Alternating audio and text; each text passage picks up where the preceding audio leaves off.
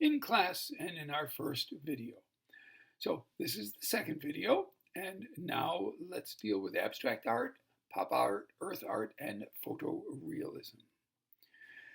Okay, so what we saw when we left the first video was surrealism. After World War I and then World War II,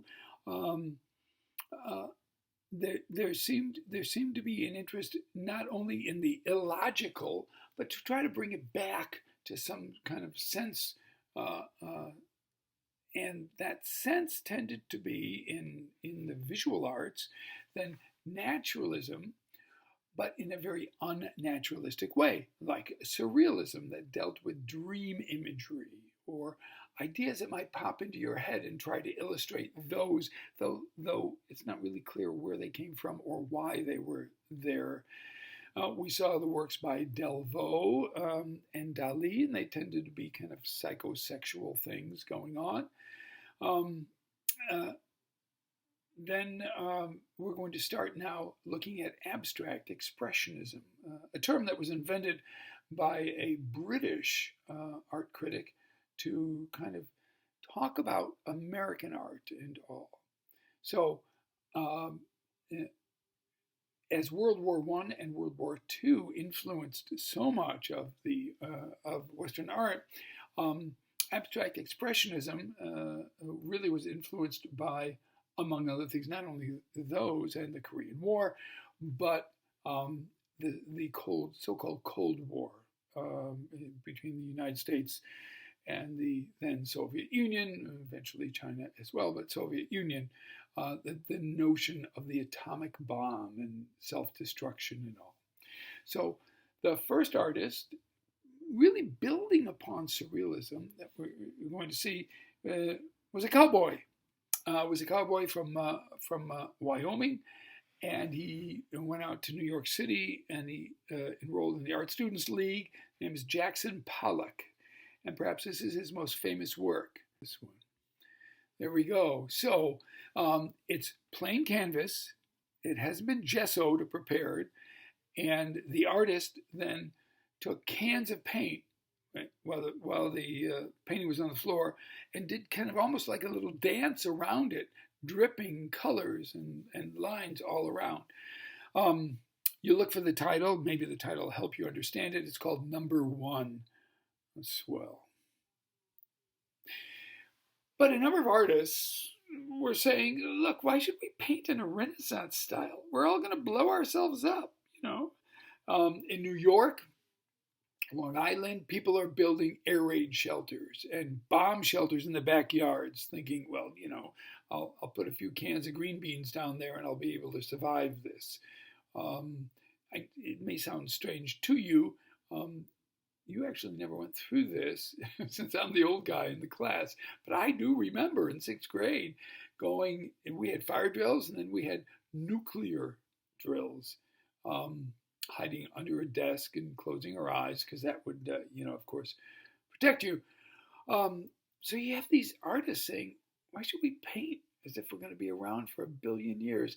And most of these artists actually weren't, and they burned themselves out. Jackson Pollock died in a car accident after drinking far too much there were 2 girls in his car, a bit of a womanizer there. But Number One, and when you look at this, you're going to say, well, I could do that. Once again, I would tell you, maybe you can. Maybe you can, but by the way, you didn't, and don't tell me you would do that. None of you would. None of you will go home and do this. And by the way, none of you will do it in New York City in 1950 to influence other people. And I suppose all that's part of it. For the first time, it's going to sound a little strange, for whatever else you might think about abstract expressionism, for the first time in the history of painting, you have an honest painting, an honest painting. What does it look like to you? Well, it looks like there's some black and some gray and maybe some ochre or some yellow paint splattered on a canvas. Okay, walk up to the canvas. You'll get yelled at, but in the Museum of Modern Art, walk up to the canvas and touch it. What does it feel like to you? Well, it feels like paint's been splattered on a canvas. You can't say that about any other work. Look, you may love the Mona Lisa, but go to touch it. It's dishonest. It makes it look like a woman. It makes it look like a landscape. All the works, the naturalistic works we saw from the Renaissance to the Mannerist to the Baroque period, Rococo, Neoclassicism, etc., it all looks like something else other than paint. For the first time, artists are painting with paint. Now, but it's just not paint, and Pollock wrote about or talked about, and other people wrote about how this is like a nuclear explosion, or this artist, Mark Rothko, these very large paintings of these shapes of forms. This, once again, abstract expressionism. It's abstract, but there's some sort of emotional entity in there here with the colors, the effect of the colors.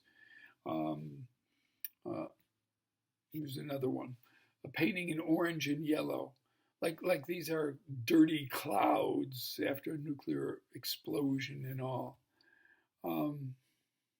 There's a very famous chapel in Texas, which have, I think, 12 Rothkos all around, just to help people focus. Now, you might sit there and say, right, okay.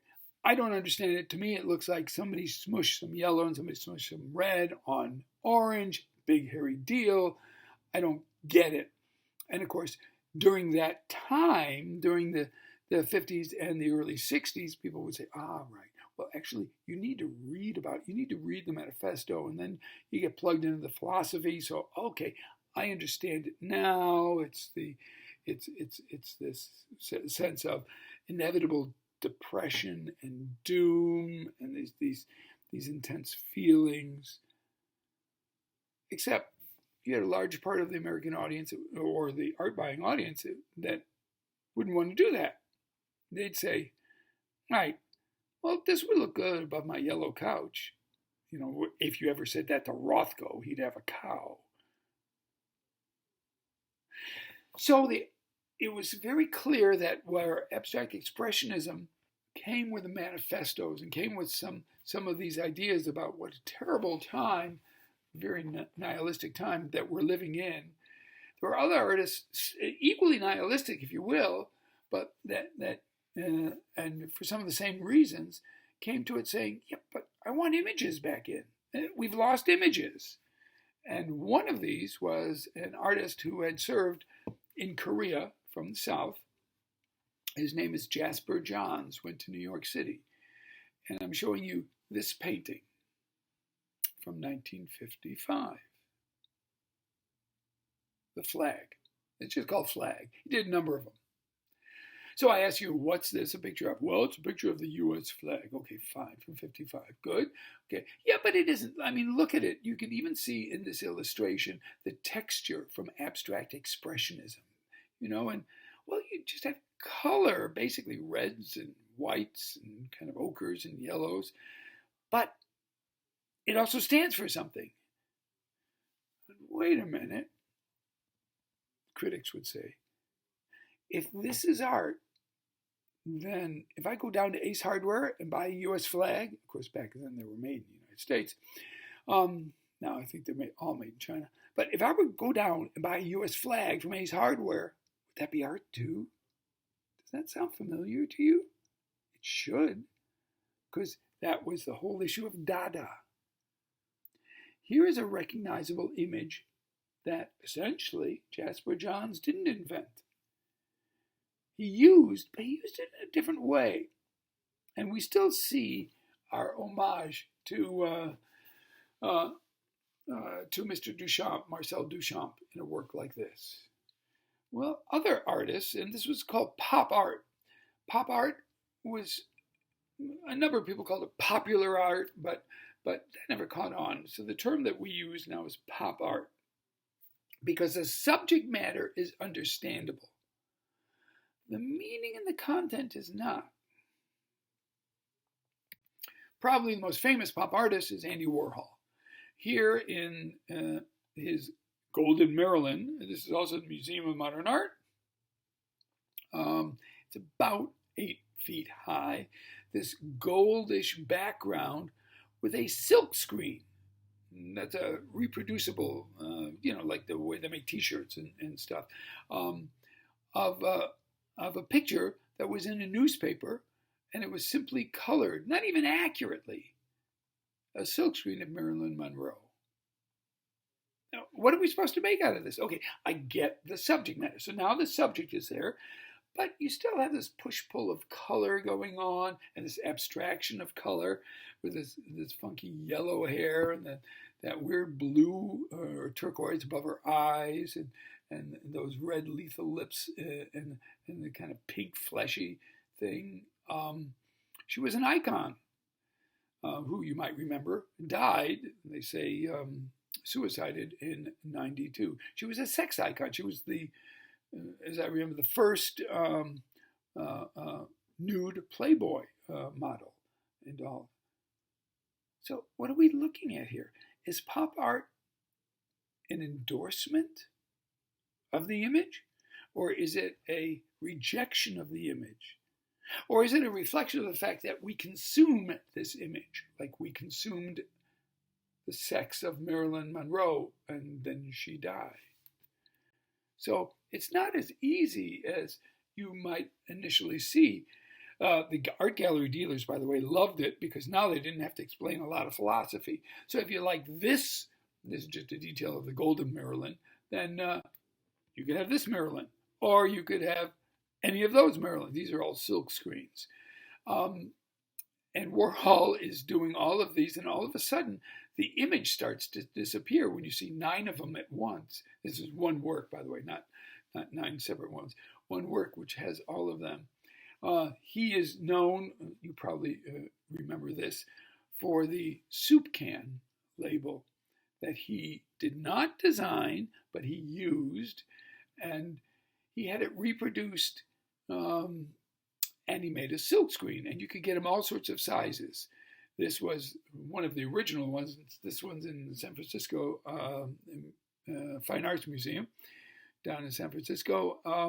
Here's a friend of mine and I used to, we worked for a gallery in New York, the Castelli Gallery that had Andy Warhol. And so we hung the works up or schlepped them around town. And here, if you like one soup, how about all of them? And what are we looking at? I mean, I recognize this. Does this show the industrial military complex? No, not really, but it shows consumerism. But is it an endorsement of it?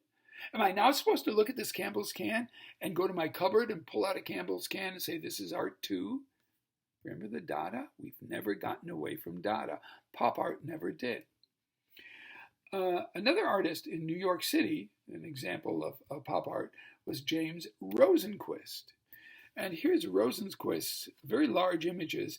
Rosenquist, by the way, he was in South Carolina. He was hired to do the very large billboards in and around Times Square in New York City in the 60s. And so he was used to getting a photograph or a picture of something, gridding it out, and then reproducing grids on very large scale. Now, of course, it's all done digitally. It's separated with glue backing, and you glue it up. And so, but he had to do these very large. So he did this painting, which is also in the museum. No, this is in the Whitney Museum of Art, American Art. It's about 8 feet square. 8 by 8.5 wide. I love you with my Ford.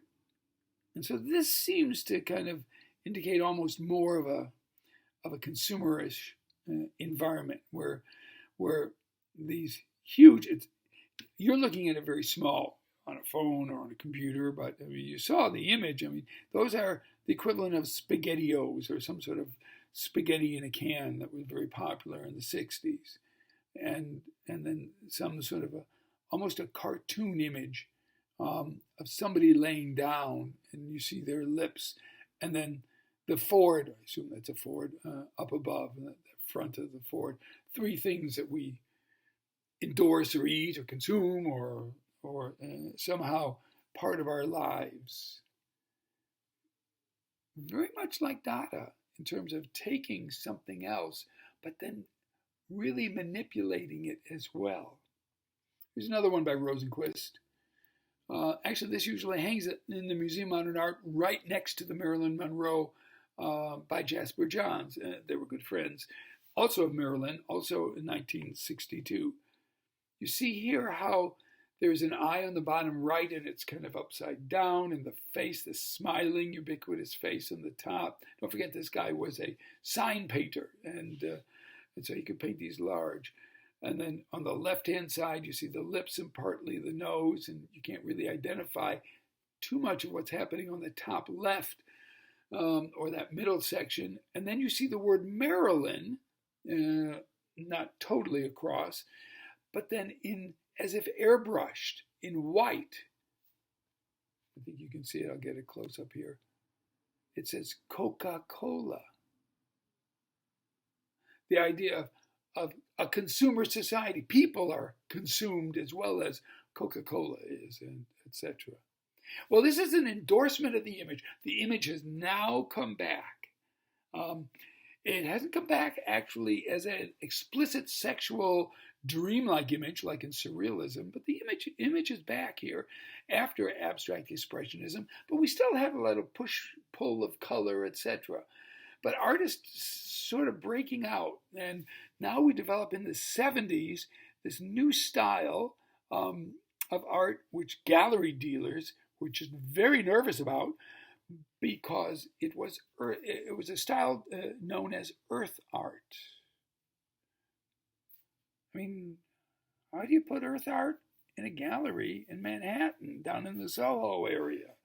So here is one of the most famous earth art pieces by Robert Smithson. This is in the great Salt Lake in Utah. What Smithson did is he got plans and he did a design that a little road, you see here, the road's big enough for a truck, a dump truck, would come out and do a big spiral in Great Salt Lake. That's the artwork. So when the gallery dealer was told this, and then Smithson said, now can you help me raise money, because it's going to cost lots of money and I got to get permission to do it and insurance and yada yada. The gallery dealer said, yeah, well, how am I going to make money? How am I going to sell this? But don't worry. Gallery dealers found a way to make money, and they did videotapes and sold them, and they did photos and some of his drawings and sketches. But all of a sudden, this artwork doesn't fit in a gallery. You can see part of it in a gallery, or you can actually go out and see it, except now you can't go out and see it because the Great Salt Lake is salty. It's full of brine, and the salt kind of took over the whole thing, and it's all corroded and went back to nature. But here's a still of Robert Smithson as he's walking around and building this and talking about it. Another earth artist who just died a couple of months ago, his name is Christo. He and his wife. And what he had a propensity for doing was covering things or separating things. This is called the running fence. And what he did is he got permission. He had to go to the courts, and he had to have loads of lawyers, and had to talk to every farmer in California to start this 24 miles outside of the Pacific Ocean. So a 10-foot fence, you see metal stakes would keep it up high, and it's a kind of a polymer that was produced in Mississippi. They loved them there because the whole town made this stuff for it. Here's what it looked like, and it was up for a month.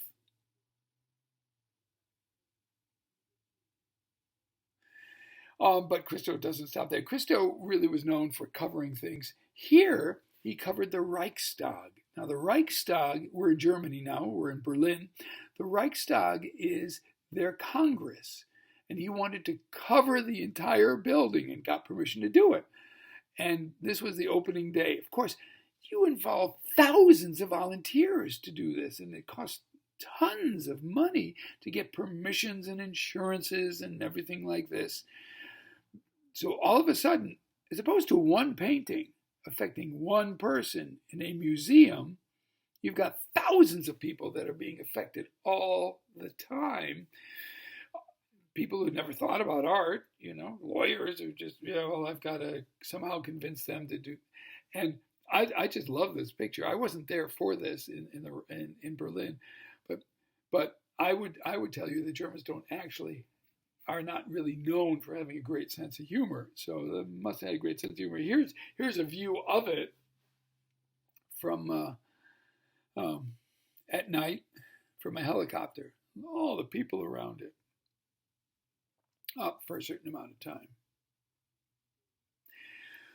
Well, so we don't have images. We're doing presentations again. I mean, I don't think anyone would argue that the pyramids aren't art, or the Egyptian pyramids, or those at Machu Picchu, or other ancient Stonehenge. We consider that. But you might have had problems with something like Smithson or even Christo. So we have a return again. That pendulum is swinging back to the image again. And now the image is going to a style. This is kind of the last style we're going to look at in this class. The image is going to be assisted by newer technology, by cameras and by slides and airbrushes. And that new style is going to be called photorealism. The artist is Chuck Close. Yeah, that's his real name. And he made his name by doing pictures of people up close, as you see here. This is a painting. It's based on a photograph. It's a painting. It was airbrushed. The painting is, let's see, I think it's 8 foot high by 6 foot wide. And if you went to the Whitney Museum, when Chuck Close was doing this in the late 60s and early 70s, and you had 6 or 7 of these huge, gigantic faces. I mean, these are huge scale pictures. It would just knock you for a loop. Here he is. A friend of his took the photo. Now, you can't see it too well because we're just looking at a slide, but when you look at the painting, certain parts of the painting are in sharp focus and certain parts are fuzzy. Maybe you can see it around the hair too. In other words, even though you don't think of a face as a landscape, the nose is like the way foreground, and the mouth or the cheeks might be the middle ground, and the ears and the hair in the back is the far background. So there's depth of field here. Now, you don't have to have depth of field when you have photography. You can have everything sharp focus if you have enough light and you know how to do it. But here, on purpose, Close is having his friend. Close never takes the photos. He always had a friend take the photos, and to do these pictures. Now, he did a whole series in black and white, and then discovered he could emulate the printing process. You know how you get color pictures from in a newspaper using Ben-Day dots, little dots, or by overlaying colors, just like your inkjet printer does. So this is his friend John. I think you can see the sharp focus thing going on with these glasses. And then he's wearing this probably was cool at one time shirt in the background. How fuzzy that is. These are huge pictures. Most of them are deadpan. So from pop art, it's that deadpan approach, that presentational approach. And many people would love these pictures, and they were very popular in the museums and galleries, and would sell very easily. But people were saying, yeah, but nothing's going on. They're just pictures of people. What else? There's no message, no ethics, no. like the old. Here is a view. This is Chuck Close on the right hand side. He balded, and some friends of his, and they're putting a show together. Very large. You can picture yourself walking in there, and you feel like a little ant amongst these giants.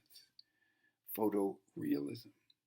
Well, the last style, the last artist we're going to see in this style is an artist who's a friend of mine, whose name is Richard Estes. These are very small paintings. I'm sorry, not small. Maybe this is about 18 inches high by 24 inches wide, called telephone booths. Okay, most of you are older, so you remember a thing called a telephone booth before we all had cell phones. Well, this is in New York City, on the Upper West Side, where Richard Estes lives.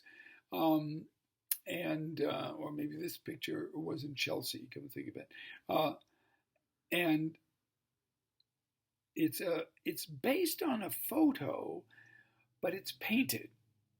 It's not airbrushed, it's painted with traditional oil paints. Richard Estes, by the way, his favorite artists, Estes' favorite artists, were artists like Jan van Eyck and Roger van der Weyden and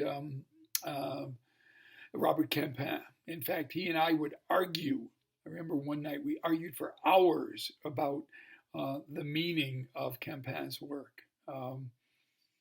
It was rather interesting. He just loved it.